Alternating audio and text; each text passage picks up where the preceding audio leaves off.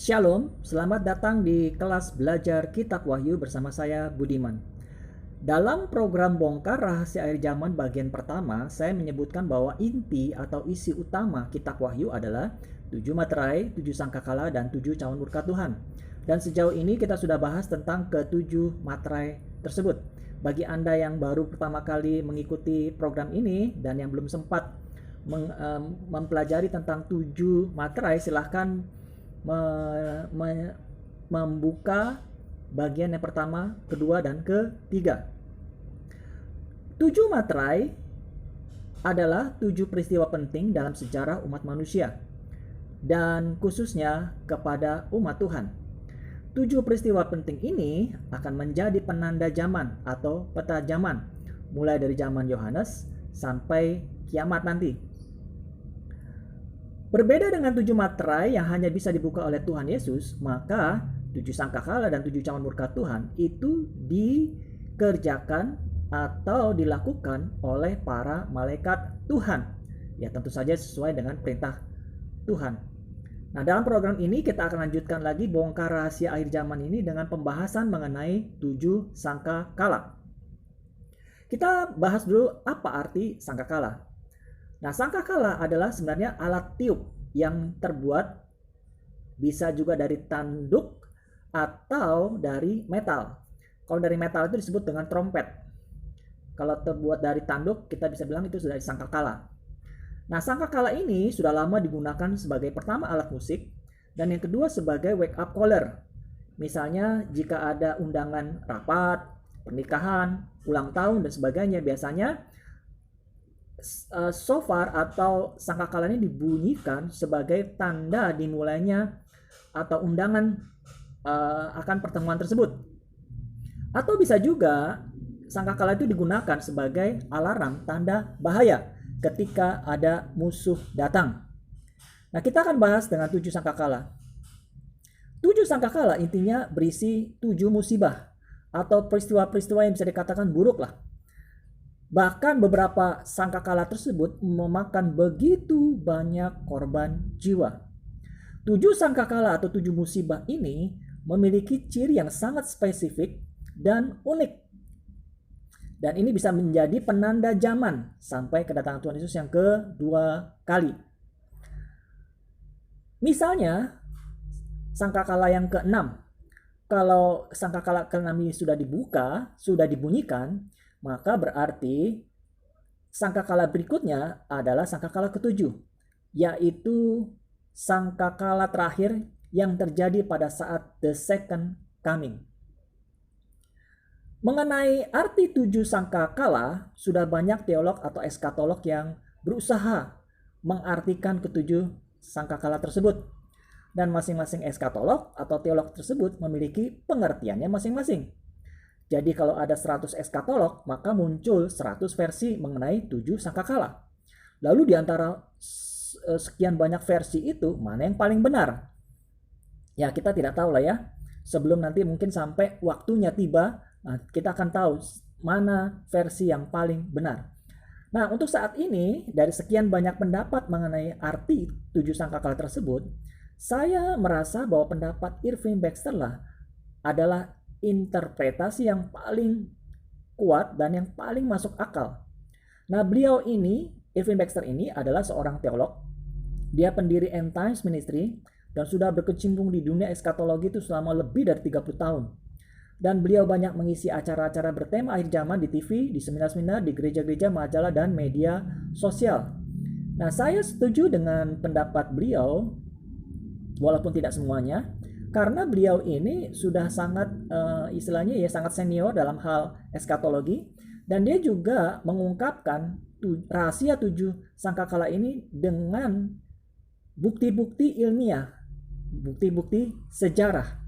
Nah, saya akan mengungkapkan arti ke-7 sangkakala tersebut berdasarkan interpretasi Irving Baxter, kecuali sangkakala keempat, karena saya punya pendapat sendiri mengenai sangkakala keempat. Nah, kita mulai dengan sangkakala yang kedua terlebih dahulu. Wahyu pasal 8 ayat 8 sampai 9. Lalu malaikat yang kedua meniup sangkakalanya dan ada sesuatu seperti gunung besar yang menyala-nyala oleh api dilemparkan ke dalam laut, dan sepertiga dari laut itu menjadi darah. Dan matilah sepertiga dari segala makhluk yang bernyawa di dalam laut, dan binasalah sepertiga dari semua kapal. Saya tidak akan bahas secara mendetail, tapi singkatnya, menurut Irving Baxter, sangkakala kedua ini merujuk kepada Perang Dunia Kedua. Ada beberapa clue yang bisa ditampilkan di sini, data sejarah yang bisa ditampilkan, yang memperkuat dugaan bahwa sangkakala kedua itu adalah Perang Dunia Kedua yang berlangsung dari tahun 1939 sampai terakhir ledakan bom atom di Hiroshima dan Nagasaki tanggal 6 dan 9 Agustus 1945. Nah, gunung besar yang menyala-nyala oleh api adalah ledakan bom atom di Hiroshima dan Nagasaki. Satu-satunya bom yang sampai sekarang ini dapat meledak hingga radius berkilo-kilometer hanya bom atom atau nuklir. Nah, ledakan bom atom yang di Hiroshima dan Nagasaki ternyata sama-sama menewaskan 30% penduduknya.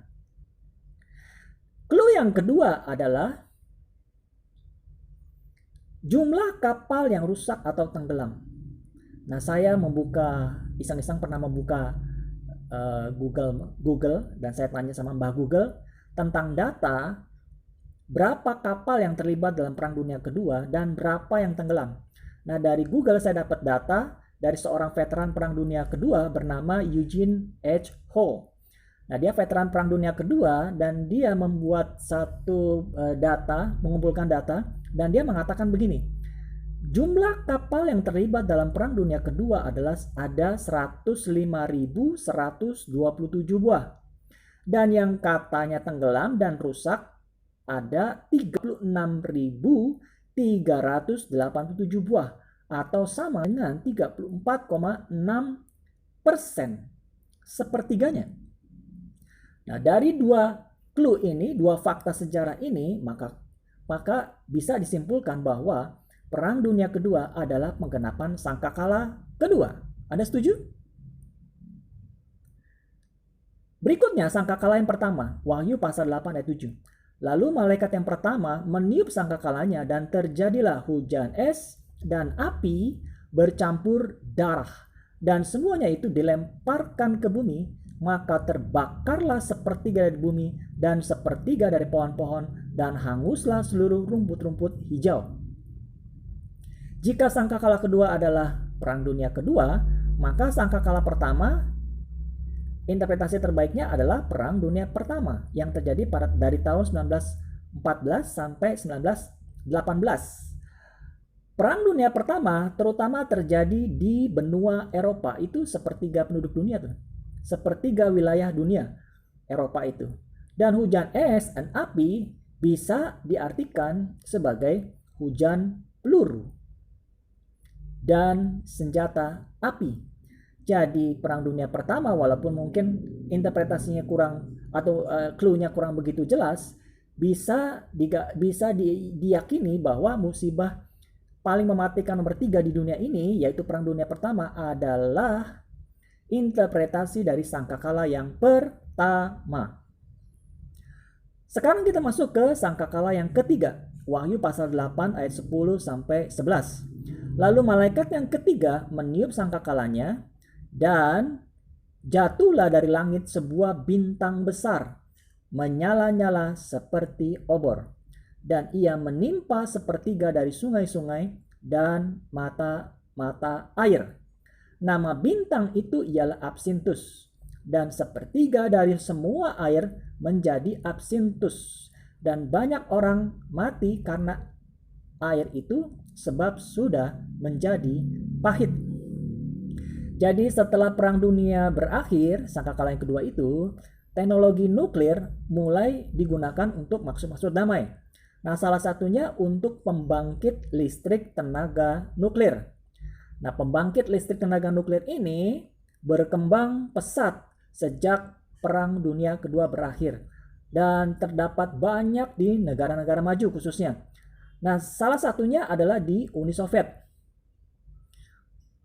Pada tanggal 26 April 1986 terjadi ledakan PLTN Chernobyl di Ukraina.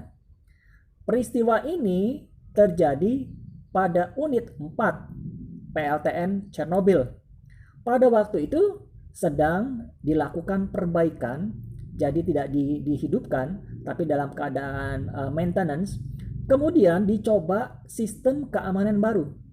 Namun terjadi kesalahan fatal dan sebuah ledakan dahsyat tidak terelakkan lagi. Ledakan itu menyebabkan jutaan ion-ion radioaktif berhamburan ke udara, lalu ditiup oleh angin, bahkan diberitakan sampai ke Eropa Barat dan sempat menimbulkan kekhawatiran yang sangat besar.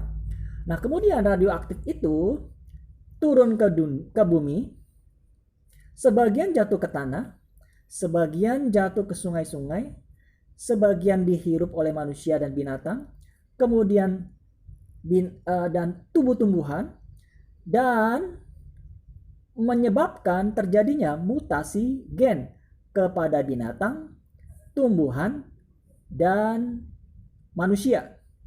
Tanah, tumbuhan, binatang yang terkena ion radioaktif ini kemudian menimbulkan berbagai macam penyakit. Nah, menurut Badan Atom Dunia, musibah Chernobyl ini setara dengan 400 kali ledakan bom Hiroshima dan tergolong sebagai musibah nuklir paling mematikan, paling besar dengan skala 7 dan menjadi musibah PLTN terburuk sepanjang sejarah. Ribuan orang mengalami kanker, terutama kanker tiroid, mutasi gen, dan penyakit-penyakit lain akibat radiasi. Nah, clue kedua adalah penyebutan kata absinthus. Absinthus itu apa sih? Absinthus itu sebenarnya adalah nama tanaman. Dalam bahasa Inggrisnya wormwood. Dan absinthus ini atau si wormwood ini adalah tanaman yang sudah sejak lama sekali digunakan sebagai penguat rasa dan memberikan rasa pahit pada wine.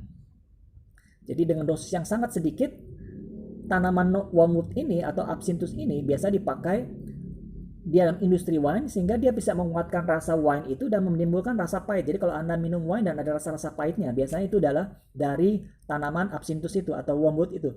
Tapi kalau dosisnya berkelebihan, misalnya digadok, maka itu akan membuat penderita keracunan, seperti mengalami kejang-kejang epilepsi. Nah, yang menarik, entah kebetulan atau tidak, dalam Alkitab bahasa Ukraina, kata absinthus atau wormwood itu tertulis Chernobyl. Pada peringatan 25 tahun bencana Chernobyl, yaitu tanggal 26 April 2011, Presiden Ukraina pada waktu itu dan Presiden Rusia berdiri di belakang patung seorang malaikat yang sedang meniup trompet. Dan yang menarik, patung itu diberi nama Star of Wormwood, bintang absinthus, sesuai penamaan Wahyu pasal 8 ayat 11. Entah Anda percaya atau tidak, tetapi orang Ukraina dan Rusia percaya bahwa bencana Chernobyl adalah penggenapan sangkakala ketiga. Kita masuk sangkakala yang keempat, Wahyu pasal 8 ayat 12.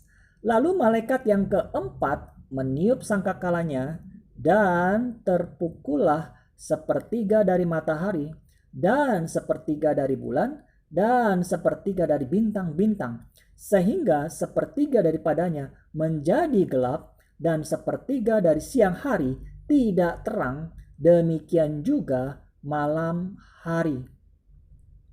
Terus terang, dari seluruh sangkakala, dari 7 sangkakala, sangkakala keempat ini paling sulit ditafsirkan. Nah, kuncinya ada pada kalimat matahari, bulan, dan bintang-bintang. Dalam pembahasan mengenai matra yang keenam, The Second Coming, saya sudah menjelaskan apa arti matahari, bulan, dan bintang-bintang. Silakan disimak lagi dalam Bongkar Rahasia Akhir Zaman bagian yang ketiga yang saya kasih judul Generasi Avengers. Tetapi intinya matahari, bulan, dan bintang-bintang adalah 3 level kemuliaan atau 3 level manajemen atau 3 level kepemimpinan. Level matahari, level bulan, dan level bintang-bintang. Level bintang-bintang itu kecil-kecil tapi banyak tapi kecil-kecil. Nah, sejak berakhirnya Perang Dunia Kedua, pada dasarnya terdapat 2 negara yang maju dan besar, yaitu Uni Soviet dan Amerika Serikat. Bisa dikatakan 2 negara ini adalah negara kelas matahari karena keadidayaannya. Tapi dari segi luas, Uni Soviet memiliki area yang sangat luas dan negara ini berbentuk konfederasi beberapa negara bagian sosialis.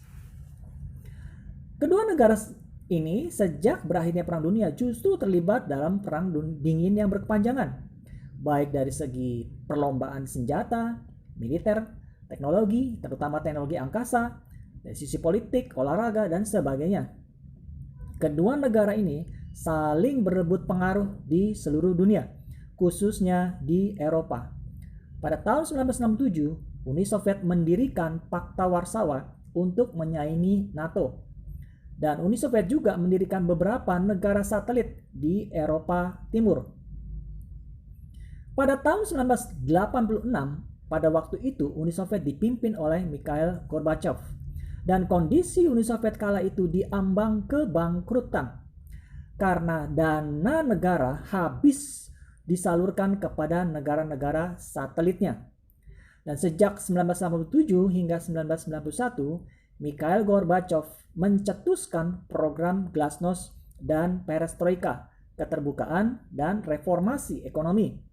Namun kedua program tersebut gagal hingga satu persatu negara-negara satelit Uni Soviet ambruk karena berhentinya dukungan dana dan militer dari Uni Soviet. Dan ini memicu revolusi rakyat. Dimulai dari Polandia, kemudian runtuhnya Jerman Timur dan bergabung dengan Jerman Barat, dan mengubah negara-negara Eropa Timur yang tadinya komunis menjadi negara-negara demokratis. Pakta Warsawa juga tidak luput dari kebangkrutan dan akhirnya dibubarkan pada pertengahan tahun 1991. Puncaknya pada tanggal 26 Desember 1991, Uni Soviet resmi bubar dan terbentuklah 15 negara baru termasuk di dalamnya Rusia. Dan sejak tahun 1991 kita tidak pernah lagi mendengar nama Uni Soviet. Uni Soviet adalah matahari yang dipukul Tuhan sehingga tidak terdengar lagi. Demikian pula Pakta Warsawa dipukul Tuhan sehingga tidak ada lagi negara-negara Pakta Warsawa. Kemudian negara-negara satelit Uni Soviet di Eropa Timur juga dipukul Tuhan sehingga negara-negara tersebut menjadi negara demokratis. Sangkakala keempat adalah Uni Soviet yang dipukul Tuhan.